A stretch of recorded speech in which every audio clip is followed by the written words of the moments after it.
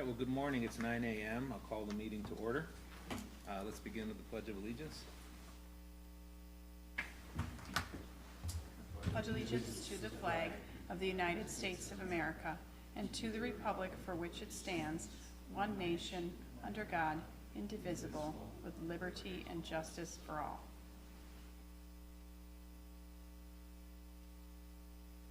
Get a roll call, please. Chairman Arbusius. Present. Citizen Member Nowacki. Present. Citizen Member Sasich. Citizen Member Sheebly. Present. Alternate Member Frigo. Present. Citizen Member Shaw is not with us, and alternate Mihalovich is also not here. Thank you. Thank you. All right, so moving to item 4 on the agenda, notice of meeting. So included in the packet, we have the letter that was sent to the list of property owners within 300 feet of the property we'll be discussing today. That notice was placed in the paper with an affidavit of publication. And we have the agenda with the affidavit of posting of the town hall and online by the town clerk. That all appears to be complete and correct. Correct. Wonderful. Okay, next item is approval of minutes from the April 10th meeting, 2024. If everyone has had a chance to review, I'll be looking for a motion and a second to approve these minutes. I so move. Second. All in favor? Aye. Opposed? Pass.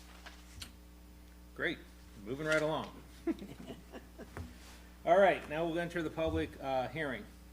So we have a variance request that we'll consider in accordance with Chapter 17 and the other applicable to Town of Delafield zoning codes. Our petitioner is Mr. David Williams with an address of South 11 West 28264 Summit Avenue. Tax key is 864998-001.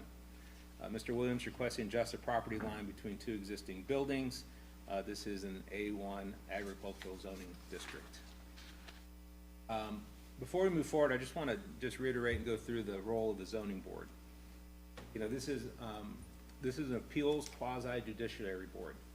So our job is not to change the zoning code, but it's to determine whether the applicant qualifies for a variance based on legal standards established in state law and the town's zoning ordinance. So to grant the variance, the applicant must demonstrate the following. Strict enforcement of the zoning code will result in an unnecessary hardship. That hardship is due to unique physical characteristics of the property and not caused by the property owner. The requested variance will not be contrary to the public interest and is consistent with the spirit and intent of the zoning code. So we're legally required to base our decision only on the evidence present at the hearing, not on personal opinions, preferences, or outside information. So we'll begin the hearing by hearing from the applicant or the representative, and then we'll open the floor to questions from the board to either staff or the applicant. Any questions on that? So with that, Mr. Williams, if you'd be willing to come forward and briefly summarize your variance and the hardship you feel that exists, and if we can just limit your comments to the relevant zoning criteria we're here to discuss today. Chairman, would you like me to swear in the applicant? Yes, please. Okay. Ma'am, are you going to be providing testimony today too? No? Okay. All right. If you please your right hand, please. Do you solemnly swear or affirm that the testimony you are about to give in this matter before the Zoning Board of Appeals will be the truth, the whole truth, and nothing but the truth, so help you God? I do. Okay. You'll step to the podium. The microphone is on. We'll have you state your name and address into the record, please. My name is David Williams. Address is S11W28264 Summit Avenue, Waukesha. What we're asking for is the variance on setback from property lines for buildings. What we have is a situation where when my wife and I built our house, we built it to the east of our property, and after a couple harsh winters, my father said we could use an existing building of his as a garage. And so we did, and we have been using that as such. We would like to adjust the property line to include that garage building in our property lot. Now, the other side of the line is Century Hill Farm, LLC, which is composed of my sister and myself. And so my sister has no objection to a change in the property line, and the change would more reflect the use, the current use and historical use of the property. And that's why we would like that variance. There's 12 feet between the buildings, and we would draw the line 6 foot on either side of the buildings between them. And in talking with the town engineer, there was not another feasible way to do it other than gerrymandering a property line around the other existing buildings. And this seemed to be the simplest and most straightforward and involved most straight lines. Are there any questions? I have a question. So the property, so the variance you're asking for is the setback variance, but to adjust the setback variance, we have to redraw the parcel, the size of the parcel itself. Yes, my lot would get a few feet bigger. Correct. I don't know, and please help me, I don't know that we're in the position to redraw property boundary lines on this board. Well, I'm not, If I may. May I? okay. Chairman, he would need to have a CSM drawn up that he would need to be approved by our town board and then submitted to the Register of Deeds. The variance that you are deciding is whether or not he has cause for you to allow him to have a 6-foot setback off of the garage rather than the required 50-foot setback. So once you determine whether or not he's qualified to, based on those 3 questions, get your blessing essentially for that 6-foot offset, then he would have additional work to do to create the CSM that would split the lot. So if this were to pass, we would make it conditional. Correct. The town engineer suggested I start here before I contact a surveyor or anyone, that this would be the starting point to see what was feasible. Great. And the adjacent property, which is owned by the LLC, the Century Hill LLC, that you're a member of and your sister, do you have any proof of authorization that you can represent that they're? My sister signed authorization.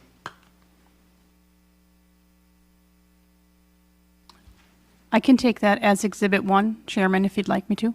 After you guys review it, I'll take it down here. And she's on board with it.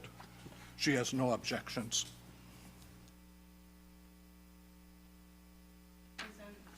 If for some reason that document is not sufficient in your eyes, we can put as a condition that he comes up with something a little more legal for the authorization from his sister. You just have to let me know in the part of the motion.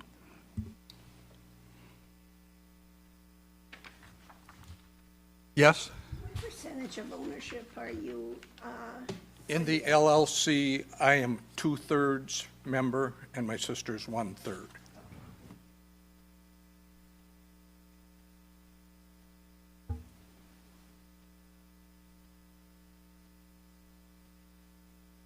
With the joint ownership, with your joint interest in both properties, why are you attending this today? I'm 74 years old. I realize that someday in the future, the properties will have to be sold. I won't have them forever. And so I'm trying to clear that up at this time. I don't have any intention of selling at this moment, but as I look down the future, it's something that needs to get cleaned up for the future. Now, we've acknowledged as housing development has occurred around, oftentimes developers will buy up the whole property and the adjacent properties and demolish everything, and it wouldn't make any difference. But I hope that possibly in the future we can find buyers that are not interested in tearing everything down and building houses, and that's why I would need this cleaned up so you have 2 concise properties. With the garage on it? Correct. I've got one question. Have you looked at it from a standpoint of issuing an easement No, on that garage? That you would get an easement from your sister, that if it was split, you could still use the garage and not change the line? no, we did not explore that. I'm just wondering if that would be a legal way to do it, easier than trying to redraw the line.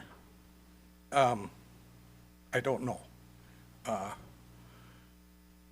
It would make it difficult if you had two separate unaffiliated owners on either side of the property. Well, with an easement, Yes, your yes, sister would have to agree with it. You would agree with it because you're the owner, yes. and that's the end of it. And it ever became that the whole thing would sell, you still own, and the easement would be required to the other person. If I may, typically easements are reserved for the land use itself, not for a structure to be placed on the land. Putting an easement specifically for the use of a garage would be more muddy than redrawing the lot lines, especially if there's a separate owner that wants to develop this farmland in the future. Then you'd also have to give stipulations on what happens when the garage is, dilapidated and has to be torn down. Does that easement go away? And does the person have to then rebuild on their own property and so forth? So I would highly recommend against the option of an easement specifically for this property. The line that you're drawing, why not just square off the property? Because it's kind of like, The town engineer suggested that, but just going straight from the highway north, then you impinge on the septic system for the other house, because the other house septic system goes out that way. And then you would have to deal with that issue.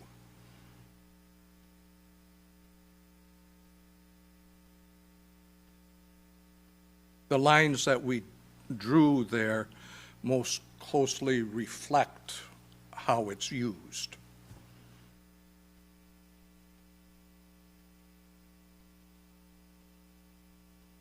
Yeah, can you clarify? I guess I don't understand what the hardship is.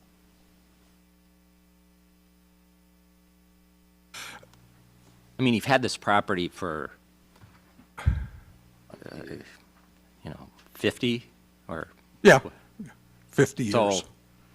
So there's a hardship because, The hardship is in the potential future sale and not having the property lines reflect what's there. And the hardship would be in having a clean property line for future sale.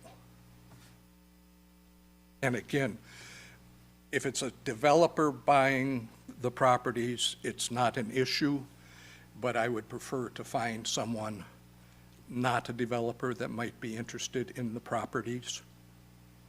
so currently it's not a hardship. You're talking about the future, there's going to be some financial implication if we don't do this. Is that? Right is now, that- there's not a hardship.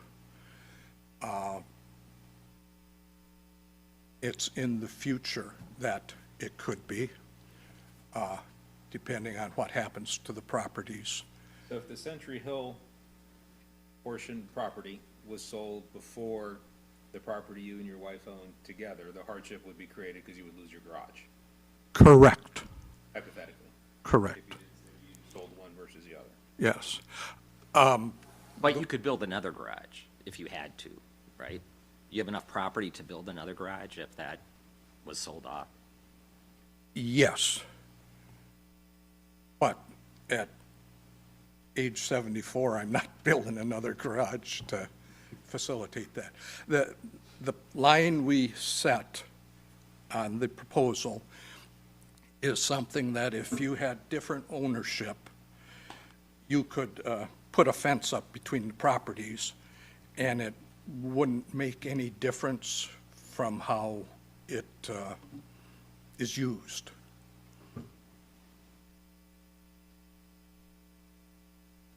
But that also assumes that the new owners would use the property, the Century Hill property, the same way.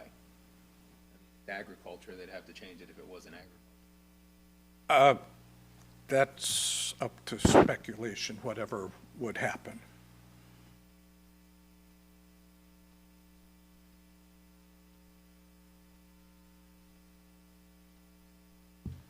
Sure, thank you so much for sharing your information. Board will now move, we'll close the, there appearing to be no other persons to make comments here, the board will close public comments and move into discussion and possible action. So we'll begin with deliberation, and before the meeting concludes, we will complete the findings of fact, conclusions, and determine what direction our document for this case we're gonna move into. So, what that means is we have to review on the findings of fact that we have here, determine whether the legal standards for the variance have been met, and vote on whether to grant or deny the variance with or without conditions.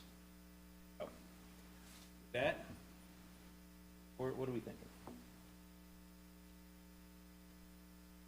Well, I'm thinking this is a future financial hardship, and I don't see how the board has really authority to look at that aspect of the law. I mean, there's no current hardship, and I don't think we get, my understanding is I don't think we look at a financial aspect of somebody's future income or profit from a property as being an indication of whether or not to approve a variance. But I could be wrong on that. But I'm just looking at it currently. It seems like in the past there wasn't a hardship, and currently there's a hardship, but only in the future because of a possible sale of the property, it could provide a hardship at that point in time, and it's a financial hardship. So I'm not sure. I'm not sure we currently have a hardship, and I don't think we do. And I don't think we get involved in a future financial hardship based on finance, but. A bit of a different opinion. I think the hardship currently that exists is he's using a garage on someone else's. Whenever you, no matter if he's part owner of that property or not, when you're using someone else's property, a garage, to me, that's a hardship. But it's part owned by the owner. It's part owned, that's correct, that's correct. So I don't, However, go ahead. let's say that his sister decides, no, she doesn't want him using that garage anymore. I mean, to me, whenever you're using someone else's property, in my opinion, that's a hardship. And he's using someone else's garage. All kinds of things, i.e., let's say he hits the door on that garage when he's driving in. Who pays for that? Does the property owner pay for that repair? Let's say a tornado hits that garage and it hits his car. Say the garage wasn't in good condition and something fell on his car. Who's legally responsible for that? I mean, I can create a whole number of scenarios that I think could create a hardship situation. So the hardship in what you're describing is matter of full responsibility for the property. Something happens. Basically, Which he is part owner. Right, but we have to look at them It's an separately. LLC Yeah, that we have to owns look at them it. separately, though, I Right. think, yeah. Right, but We have the letter saying that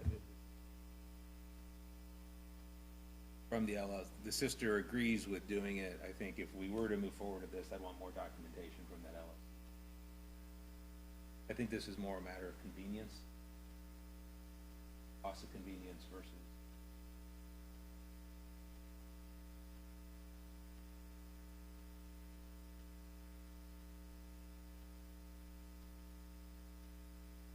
Good. I got a question. This garage, who's paying the taxes on it? What property is that on? Century Hill, It's LLC. the whole farm? the 90, So that garage is part of that whole thing there? yes. And your house is also in that, or No. is the house separate? So it's just the garage and that machine shed? Right. When I talked with the engineer,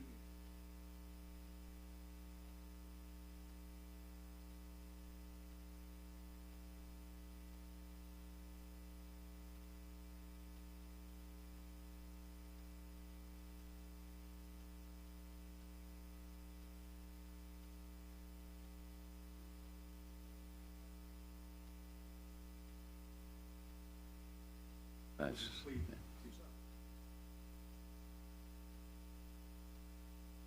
gotcha. It's, Does a the weird one. proposed line drawn here, do we create a setback issue with the shed? Do you mean the larger building, the, The machine shed? You go to the zoomed in one, we're talking 6 feet. For each. no, I'm looking at the one, what's the setback requirement, 50 feet?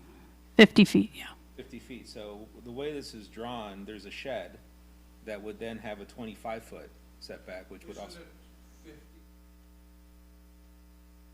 50? It says setback, it's 100 feet for buildings with animals, 30 feet from the roadside, 50 feet from all other buildings or structures. because this would create a second need for a variance for the shed, if I'm looking at this drawing right, I think it's your third image that you have. Is it the little one? Yeah, look at I think it's the third picture you put on, 25 feet. Correct, yeah. That would also need a variance as well. So then we would have a variance. Do we have the proper application here for both? Would one variance cover both if we were to grant the variance? Let me just look at the code real quick here. So I'm looking at the town code under the A1 for building locations. On the offset for shed, it is actually 20 feet, it says, for all other structures on the offset. So that would not create another. That would not create another one, no. Check that box.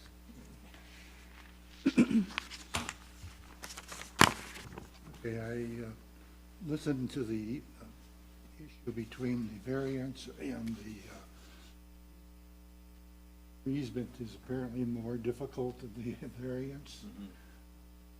And it's an agricultural area, and I think the easiest way to go is to suggest feedback that he got from the town hall or from the town. I agree with Dick. That's, All right, well, if we're done with our discussion, we would need a motion. The motion would have to be that, in my opinion, before we grant it, let me think out loud here with this, right? Going there, I'm going there. But we'd have to incorporate elements of, what was the next step of redrawing the parcel? So there are some conditions already outlined In here? in the facts of finding. Number 3 is that the applicant must submit a certified survey map to the Plan Commission and Town Board for approval. So that condition is already in there. If you don't want some of these and you want to Oh, I see, yeah, on change page some, 2, yeah. you would just let me know and I would strike that. But that one, it would be a requirement to make this happen. Okay, so let me just read through these on the findings of fact, the general conditions. If we're to The variance would apply only to the property and project as described. The application materials, any future modifications or expansion that would further deviate from zoning requirements require a separate variance. Item 3, the applicant must submit a certified survey map to the Plan Commission and Town Board for approval. Variance shall become null and void if the authorized changes are not substantially completed with. Our board reserves the right to inspect the property to ensure compliance with the terms, and the decision shall be recorded with the town clerk. So they'd have to submit that survey map that they discussed, which I'm guessing was Tim before he retired. Our new planner starts on July 2nd. Oh, okay, good. So we work with the new planner? Her name is Rebecca. She's from Waukesha County. Oh, very nice. I also think that the document from Century Hill Farms, we would need that first notarized. And second, it's right now, as it just reads, but it should be something representing the membership. Go along with this and whatever financial terms or not terms, transaction, I don't think.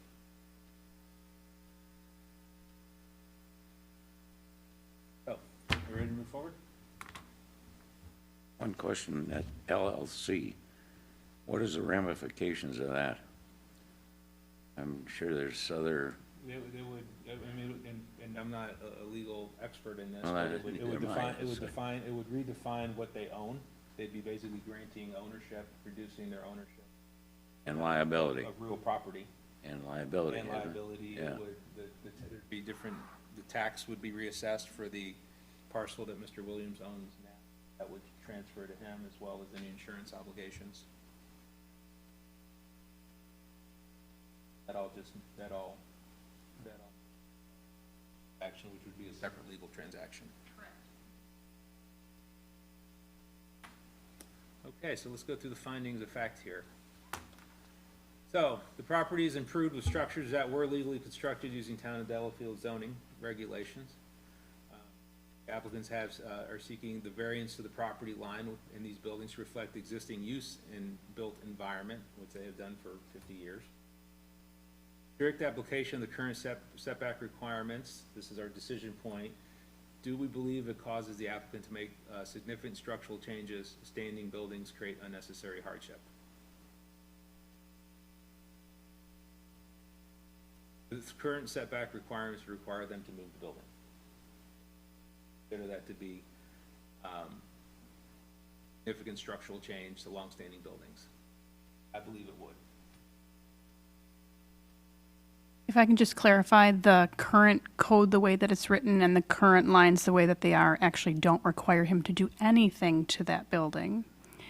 It would require him to build his own on his own lot within the setbacks. So that building is currently were to be sold. not his. Right, Like if the so, property were to be sold. right. So the current setback requirements do not cause the applicant any significant structural changes. I agree. Agree? Got it. The hardship is or is not due to the configuration of the existing buildings and lot lines, which is not a unique, is or is not a unique condition generally shared by neighboring properties. So again, I think along the same lines, there is not currently, the hardship is not due to any configuration of the existing building. Okay. Right? Correct. Your condition of the building goes on and on and on. It's not, I don't see that as being an issue.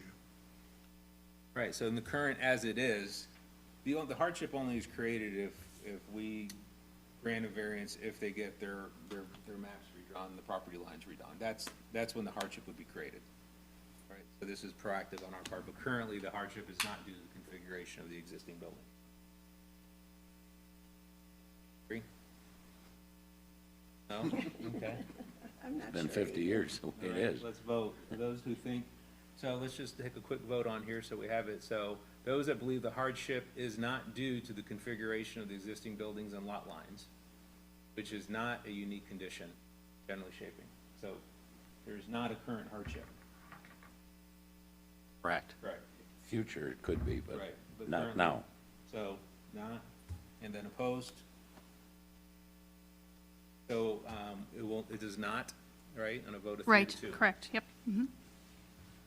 The requested variance will or will not be contrary to the public interest. Will or will not impair any adequate supply of light or air to adjacent properties, and will or will not substantially alter the essential character of the neighborhood. So the request, I do not believe, alters the public interest or has impact on neighbors or impair. Agree. Agree? Okay. So, in conclusion, the applicant has or has not demonstrated an unnecessary hardship that would result from the strict compliance of the zoning code. Now, we have to answer that question with the intent of assuming that they redraw the plot lines and move forward, and that would be a condition. So, if that were to occur, do we believe there'd be an unnecessary hardship?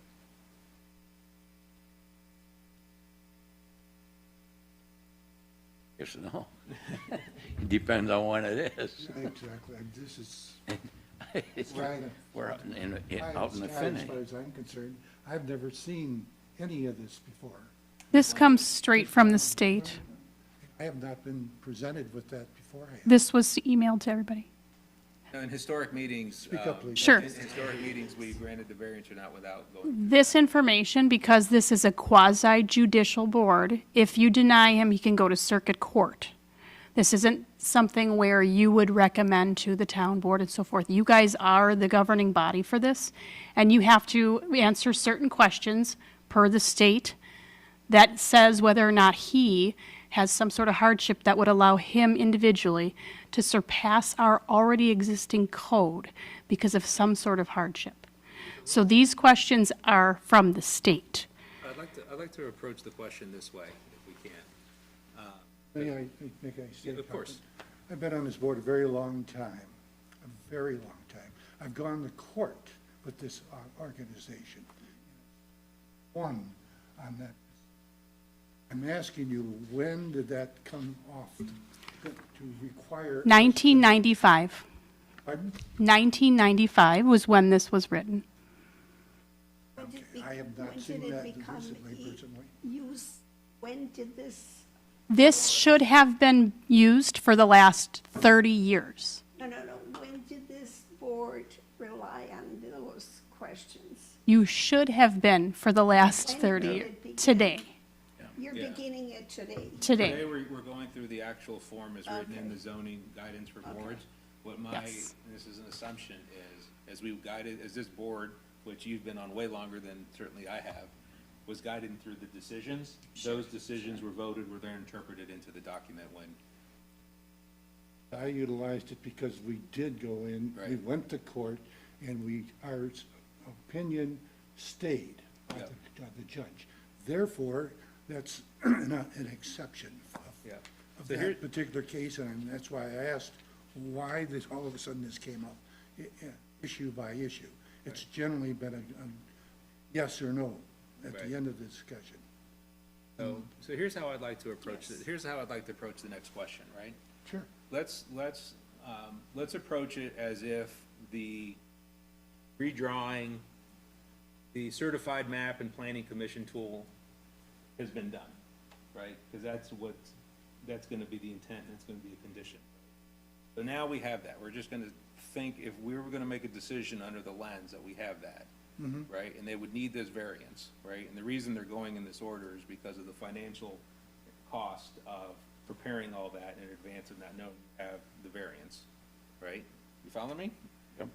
Yes, but I don't think we should deviate from what has been prescribed. The lens for the board to make a decision. Sure. Right? So if the survey map and planning commission was done, if we sent Mr. Williams back and say, go get all that done and then we'll make a vote. Right? I want us to make a lens over what, if we think that would create the hardship. Because if we do think it would create the hardship, then what my suggestion would be that we would grant the motion additional to all those things being done and approved and processed by the proper authorities. If we do not think that hardship would be created at that time, we don't think that there is a hardship as proposed,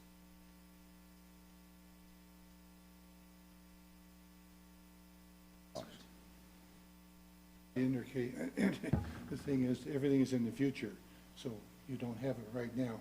We don't. In Well, that case, and- so that- I think it's a very simple question, and if we don't think we've already answered to the negative of being existing conditions or hardships, right? And if we don't want to use the lens of putting the conditional use of it, then the question is do we think that there is a hardship today that we should grant the setback variance? Well, that's the question we have to vote on. So I'm going to put the vote. Do we think that there is a hardship created, variance for the setback requirement on this property? So, those in favor of saying that there is a hardship for the setback requirement on this property? We believe there's a hardship.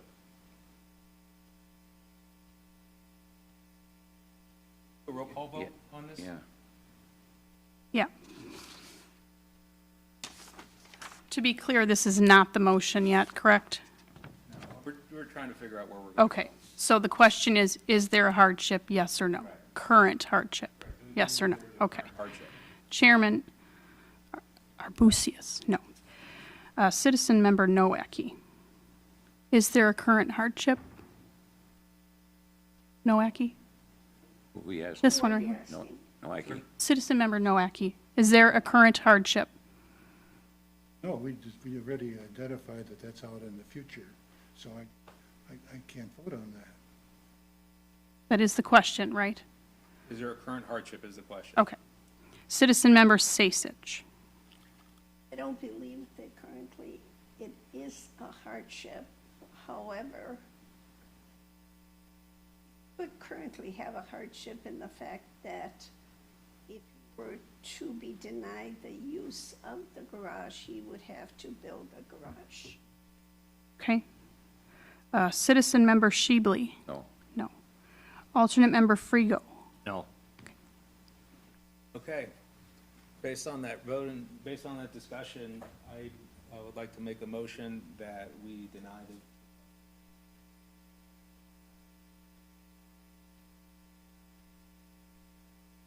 roll call vote again? Okay, so the motion to deny the application for the variance for the appeal for the reasons stated, Chairman Arbusius, Vote to deny. to deny. So yes to deny. Citizen Member Nowacki, No, no. Citizen Member Sasich, no. Citizen Member Shebley, No. no. Alternate Member Frigo, Yes. yes. So we have 2 yeses to deny and 3 nos. So do I need to make a second motion to accept the variance? Somebody who somebody who said no to deny would then need to make a motion to approve it. And the vote would have to go in that direction as well. I so move. You have to say what you move in its entirety. So you're moving to approve the application for the variance appeal? That is correct. Okay, I need a second. Okay, and I'm going to do a roll call vote again. So this would be to approve the variance appeal application. Chairman Arbusius? No. No. Citizen Member Nowacki? Yes, Citizen Member Sasich? Citizen Member Shebley? Yes. Alternate Member Frigo? No. No. So we have 3 yeses and 2 nos. So the approval of the application for the variance is accepted, carried. And just for clarification, that is the conditions that we have in the findings of fact document, in addition to The general conditions, including the notarized document from all owners of the LLC approving the split, is included in the list, correct? Okay. All righty. What you got there? Okay, so, with there being no other business before the board, do I hear a motion for adjournment? so move. Second. In favor? Aye. Aye. We are adjourned. Okay, the time is 9:39. I'm going to have to clean up this findings of fact and have you all come in and sign it at some point in the near future.